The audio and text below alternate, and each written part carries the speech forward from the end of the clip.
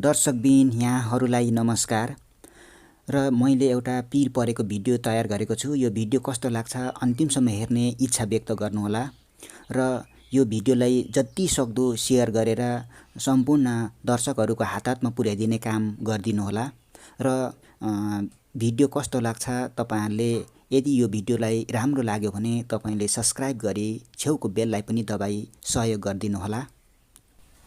एउटा सामाजिक सञ्जालमा पीर बोलको गीतले चर्चा पाएको छ।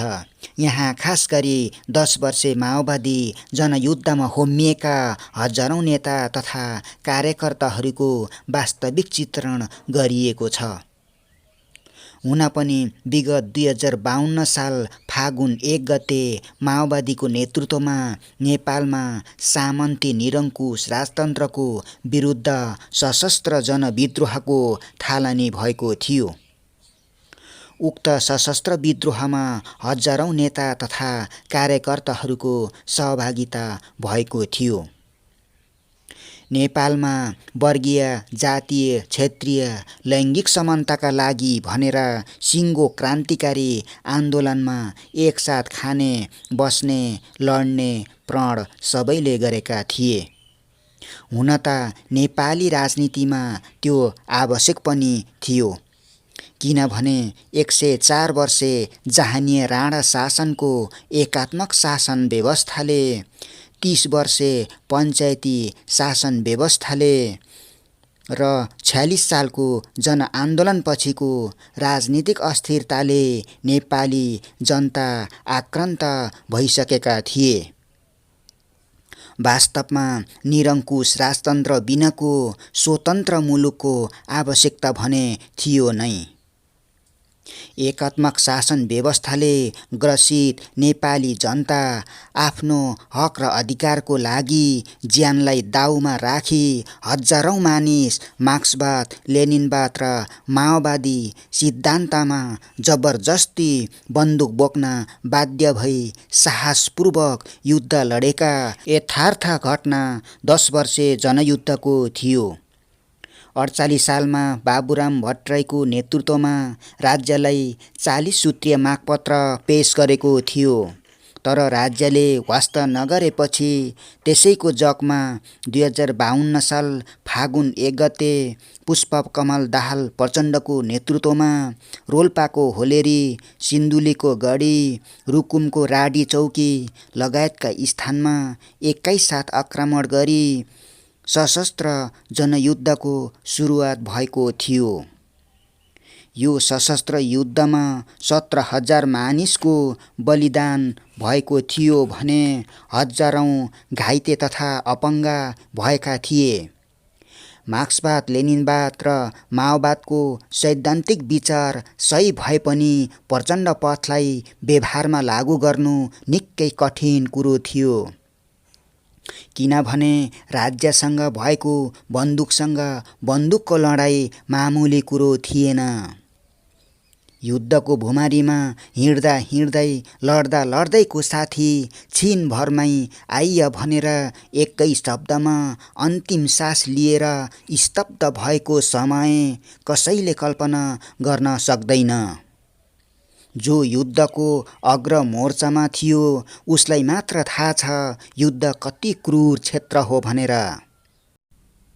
फेरि राज्यसँग पर्याप्त युद्ध सामग्री थियो, विपक्षीसँग भने पर्याप्त सामग्री थिएन।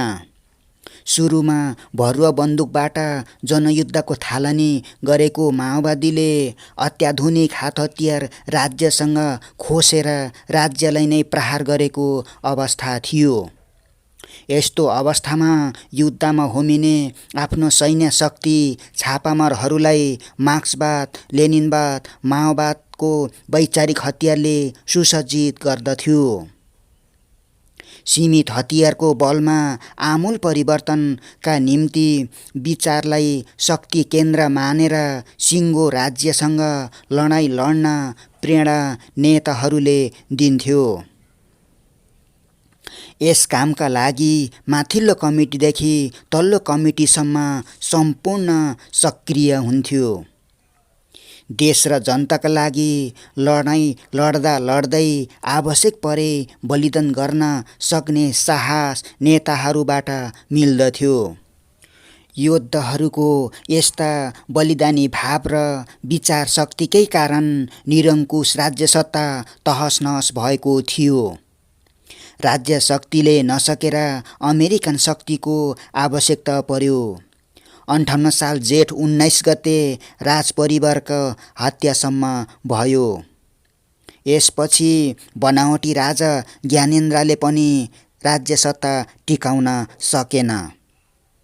उता माओवादीमा पनि छापामार युद्धबाट मोर्चाबन्दी र चलायमान युद्धको लामो अभ्यासले विचार शक्तिमा ह्रास आउन थालिसकेको अवस्था थियो। यहाँ जोसुकैले जेसुकै भने पनि वास्तविक परिघटना दुवै पक्ष थाकेकै अवस्था देखिन्छ।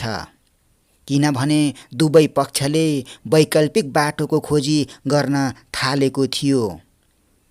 परिणामस्वरूप 2062 मङ्सिर 7 मा 12 बुँदे समझदारी भएको थियो।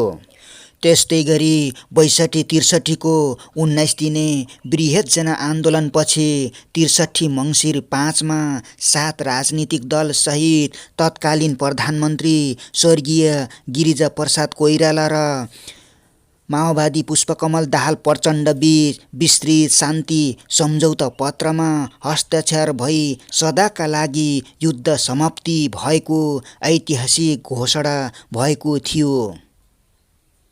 त्यसपछि माओवादी विस्तृत शान्ति सम्झौता गरी युद्धबाट शान्तिपूर्ण राजनीतिमा प्रवेश गरेको थियो।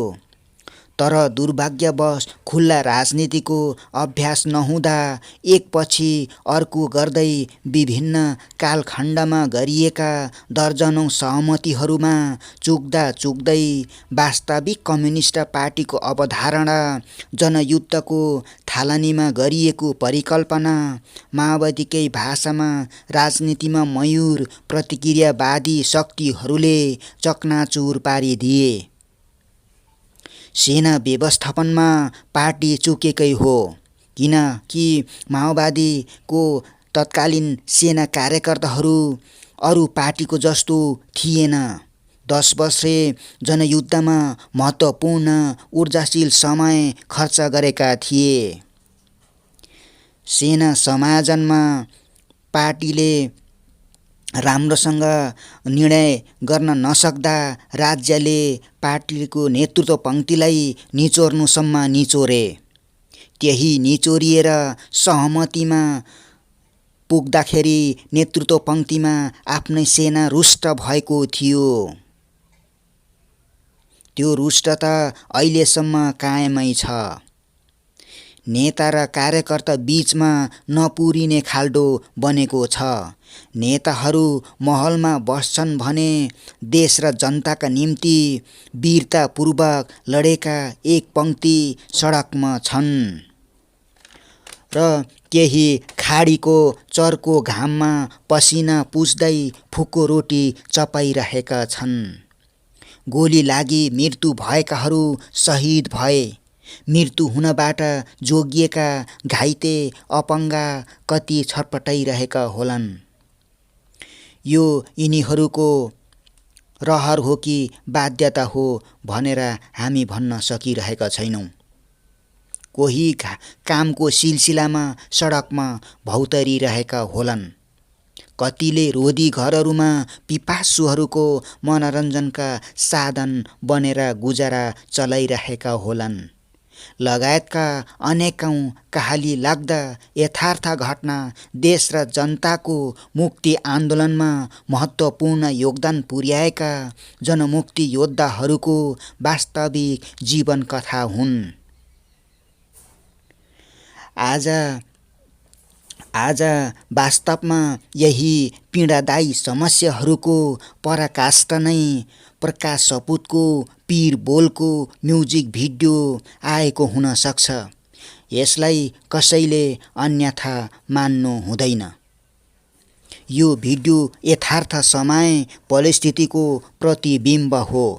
साँच्चै भन्नुपर्दा उहाँहरूले एक समय राजतन्त्रका विरुद्ध साहसपूर्वक नलडेको भए आज देशमा वर्गीय, जातीय, क्षेत्रीय, लैङ्गिक समानताका कुरा, धर्मनिरपेक्षका कुरा, सङ्घीय राज्यका कुरा, लोकतन्त्र, गणतन्त्रका कुरा, महिला अधिकारका कुरा यावत विषयहरू संविधानमा उल्लेख हुँदैन थियो होला। त्यसैले उहाँहरूले गरेको कामको उच्च सम्मान गर्नै पर्छ। तर आज यस्ता महान काममा प्रेरित गराउने माओवादी पार्टीका नेताहरूमा भने व्यक्तिवाद हाबी भएको छ। सुख र समृद्ध व्यक्तिगत बनेको छ। वैचारिक विचलनका कारण पार्टी फुटेर 3-4 टुक्रा भएको छ। अब भनौँ जनयुद्धमा लडाईँ लड्दा आवश्यक परे बम बनेर पड्किनु तिम्रो उच्च मूल्याङ्कन हुनेछ भनेर भनेको थियो। त्यो मूल्याङ्कन आज कहाँबाट कसले गर्दैछ? यहाँ यस विषयमा कोही नेता अछुतो रहँदैन। प्रचण्ड पथ केवल विचारको सिद्धान्त मात्र हो। त्यही विचार सिद्धान्तलाई जीवन व्यवहारमा लागू गराउन प्रेरित गराउने काम सबै नेताहरूको थियो। तसर्थ यी नेताहरू चाहे एमालेमा प्रवेश गरून्, चाहे टुक्रा टुक्रा भएर बसुन् कि चाहे त्यही पार्टीमा बसुन्, कसैले म चोखो छु भन्न मिल्दैन। यहाँ म चोखो छु भनेर पन्सिन खोज्यो भने त्यो सबैभन्दा ठुलो कुठाराघात हुनेछ। शहीदको रगतको मूल्य सबै नेताहरूको भागमा पर्छ। आखिरी प्रकाश सपुतको पीर बोलको म्युजिक भिडियो कसरी सिर्जना गरियो त?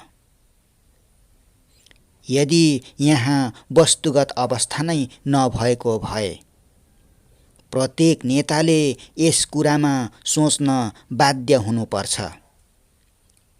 यो वातावरण कसले सिर्जना गर्यो त? यहाँ प्रश्न निकै गम्भीर छ। आमूल परिवर्तनका लागि एउटै विचारको मालामा पहिरिएका माओवादी पार्टीका नेताहरू अहिले किन टुक्रा टुक्रा? यो सब केका लागि? कसका लागि? प्रश्न तपाईँ नेताहरूसँग अवश्य तेर्सिन्छ।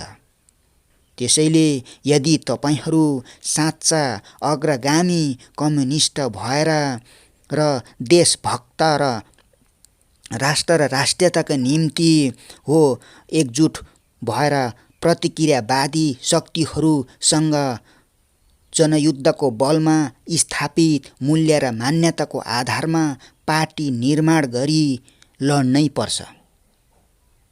कम्युनिस्ट सिद्धान्तलाई जीवन व्यवहारमा लागू गर्नुहोस्। गरिब र सर्वहारा वर्गको नेतृत्व दर्शनमा होइन व्यवहारमा देखाउनुहोस्। गरिबलाई शक्ति केन्द्रमा राख्नुहोस्। प्रत्यक्ष युद्धमा होमिएका योद्धाहरूको मर्म बुझ्नुहोस् र देश र जनताको लागि सधैँ काम गर्नुहोस्। यसैमा छ तपाईँहरूको भलाइ। धन्यवाद।